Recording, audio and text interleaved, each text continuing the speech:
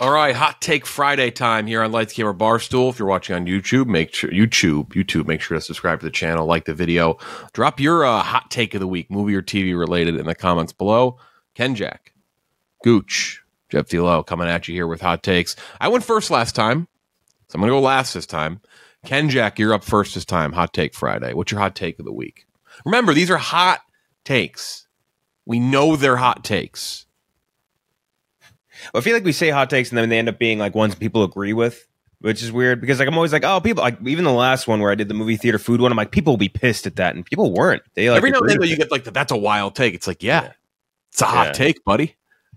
All right, my one, and this one I think would be slightly controversial because people don't like the experience of the theater being lengthened. But I think that every movie over 2 hours should have an intermission for people to pee and poop and get food. I think if you're over 2 hours, just a quick, let's say 10 minutes max, but probably more like 5 minutes, like somewhere between 5 to 10-minute intermission. I think 10 feels right. 10 is enough time. Right, but 10's also long, man. Especially if you don't need to pee or poop or get food, and you're just sitting there for 10 minutes, that's a long time. I think 5 minutes, and if you miss a little bit when you come back, that's fine. But every movie, like imagine you're in one of those like 2.5 hour movies, you get a nice little tiny break at like the 1 hour 15 mark. That's nice, right? Oh, be very nice. I've wanted this for a long time. I know Jeff would love it too. For sure. I am the king at knowing when to get up to pee in a movie. I've never missed an important scene in a movie going to pee, ever. How would you even know? I guess you would if you rewatch after, but it's all about the score. It's if you can, as long as that scene crescendos at the end with a big moment in the score, I know that next scene is going to be just some sort of a fucking exposition dump. I missed something in The Creator I'm never going to see. I may never watch that movie again, and I'm going to just know that I missed something that wasn't important. But wouldn't you love a nice intermission? Wouldn't an intermission be nice? I would like it. It would be a good 15-minute break. Yeah. Maybe it expands. The intermission time expands the longer the movie is. Maybe I don't know if that makes sense. Yeah, I'm thinking 10 minutes just to get those concessions open. Get that. I feel like you get online for 5 minutes or whatever. If it takes a little bit longer, again, that's fine. But at least you got a 5 minute break. You know what I mean? If you weren't first, if you it takes you another 5 minutes, you missed 5 minutes of post intermission stuff, which isn't that important, presumably. And I think you don't disturb the people or anger the people who are waiting around for the intermission time too long. So I just like the idea of a nice intermission in an over 2 hour movie. They gotta play something during the intermission though on the TV. They gotta put the Nuvi on there. They put Nuvi on during. Oh, that'd be awesome. Yeah. The thing is, you kill the momentum of the movie when you do an intermission. But if Nuvi came on. And we get Maria Menounos. Trying to think what movie Ross was in. I'd be into it. Yeah. Trivia might be fun, but even if we had something Alamo Draft House used to show, or they still do. They show old clips and old things related to the movie you're seeing. I kind of like that. That might be kind of fun. What if there was 10-minute episodes of a series? It was a quick bite, that you could just watch. You could sit there and watch. Not get too invested. You could just watch it on the go, but here you're going to watch in the theater and just a quick bite, nothing too crazy. What do you guys think about that? What about the director just being like, hey, this scene you just saw? Here's how this thing happened. I'd be down for that. Danny Villeneuve. Yeah, that would be great. I kind of like that. Behind the scenes is kind of cool. Yeah, just 5 minutes. Hey, Danny Villeneuve in the middle of Dune 2, just being like, hey, this scene took us 2 months to shoot, and it required XYZ things, and then we had to do this to shoot that. We had to do this to shoot this.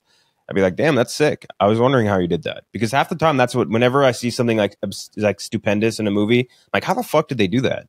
And I end up learning way later when it comes out in the DVD extra features or whatever, but still. I like it. There should be a vote. There should be a vote, in the theater, the theater gets a little to decide. dial on your seat. It's at the bottom of the screen, it's vote now for intermission. And if the majority say no, there's no intermission. So they do that in Futurama. They're in a big movie and it's kind of choose your own adventure. They're like, okay, press A or vote for A if you want Calculon to go on a chase in his hover Ferrari, or vote B for Calculon to finish all of his paperwork first. And Fry hits A, and then the thing is a Pat Buchanan joke or some shit. It's I'm pretty sure you pressed B, and he's like, no, I pressed A, and they're like, no, you probably hit B, and it's a hanging Chad joke and thing flung in there, and they watch him do paperwork. Oh, nothing better than a hanging I'm kind Chad of up joke. for the vote, but that might be too crazy. Yeah. The vote. I like your take, Kenjack. I think a lot of people are going to agree with that one, though. Some people don't. I don't know. You're up next, Gooch. Let's see what. I feel like Gooch has had the least spicy takes out of all these weeks. That's my hot take. That's your hot take? I got yelled at so much for that. He's not willing to risk it all. 2 weeks ago, I got yelled at so much for that CW take. No, you had the Spider-Man. You had the Spider-Man take. Yeah, you had the Spider-Man take. This one might piss some people off, and this kind of piggybacks off of we got our first look at Joker 2 yesterday as a musical. I think the Joker, great character, but has overall hurt Batman properties, Gotham-related properties, and DC as a whole because it hinders them, the popularity of the character. It hinders them from really promoting the other Batman, Rogue, or what is the term they use in Peacemaker? The coterie of villains. Coterie of supervillains, yeah. Yes, because Batman, his strength is he does have just a fantastic rogue gallery. And it feels like they're beholden to showing, even in the Batman, a movie that I love, they take a swerve at some point just to show the Joker for really no reason. Joker spin-offs, Joker in like the cartoons, Joker, if you read the comic books, has a million storylines now. The Joker is a great character, but the popularity and then just kind of bending the knee to that popularity and fan servicing him into everything, I think hurts those DC properties quite a bit. I know. I agree with that. I think it's a good take. Might be a little hot, but it is a good take. I mean, it's kind of the overarching issue with a lot of these big franchises and properties, right? It's the focus on too much focus on the few things when there's so much more to expand on, right? Yeah, that's the beauty of comic books is that they've been running. Star Wars has that problem much as anybody. Yeah, well, maybe not anymore. Maybe not anymore, Jeff. Yeah, maybe not. They've expanded out. They definitely have. But there's still like every now and then you're like, God damn, that motherfucker's here again. C-3PO. Yes, and I discovered yesterday how, and I've known this for a while, but Joker fans are still just crazy people online. Psychos, dude. Oh, yeah. They're like a weird subsect that, like, they're not DC fans. You know? It's really like Punisher weird. fans do. Punisher, Venom. Oh, yeah. That's very true. That's true. Yes. Punisher, Venom, and Joker fans Deadpool. are honestly, the Venn diagram's a circle. Yeah. That's also, yeah. Yeah, if you go to like a Magic the Gathering tournament, you'll find a lot of them just hanging around. Mm-hmm. They smell. They're very mad. They're very mad about the musical thing. I can't wait for it. I think it's be awesome. Ken, we always say we went to the Venom screening. It smelled like a burnt air fryer. It was horrible, dude. It smelled like burnt garlic in that whole fucking room. It was nasty as hell. Yeah. All right, my hot take. I think, and I'm guilty of this too. I think we maybe all are, but this is on the heels of the creator. I think hot take. People rate movies better. People review movies better just because they're original projects now. I think hot take, just because it's an original project doesn't mean it's a good movie or should receive a favorable score. That maybe even should be like that's an obvious take. But I think on the heels of the creator, we all like the creator to an extent, but like the shit we're hearing about the creator, you're like, Jesus Christ. And I've seen some articles and think pieces and YouTube videos about the creator and original like it's good. It's a solid movie. I enjoyed it, but it was like propped up so much higher just because it's an original. And we did it too. We were excited about an original sci-fi, but like I don't think just because it's an original idea means it's good. Like I don't think that's a reason. That's not a reason to say it's a good movie. I think it's a reason to be excited about something. It's a reason to go see something to like support it. But I don't think it's a reason to say like, oh, it's like this is great original. Just because original means it's great. Like, I think that's what we've gotten lost in that. And in the comic book and Star Wars world, we've gotten lost in crediting things for being good just because they're original ideas. Crediting them too much. Correct. And yeah.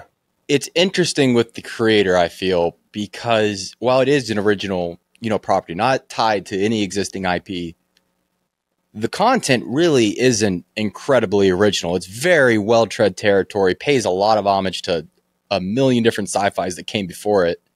It's not like, breaking the mold really in any way.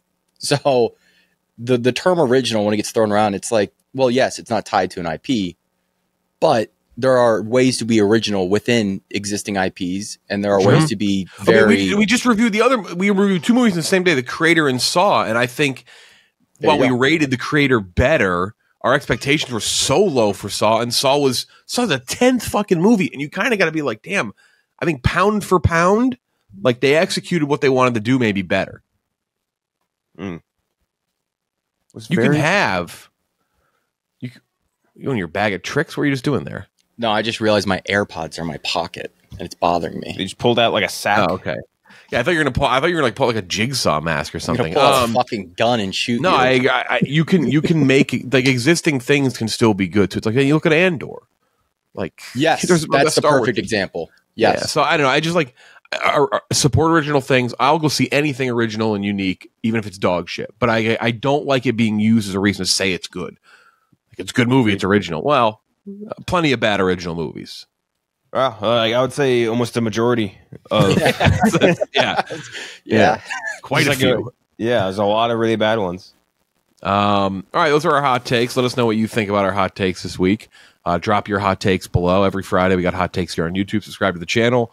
Like the video if you want. Even if you hate our hot take, give it a hate like. That's it for Ken, Jack, and Gucci. I'm Jeffy Lowe. We'll talk to you next time. All right, that's it for hot takes.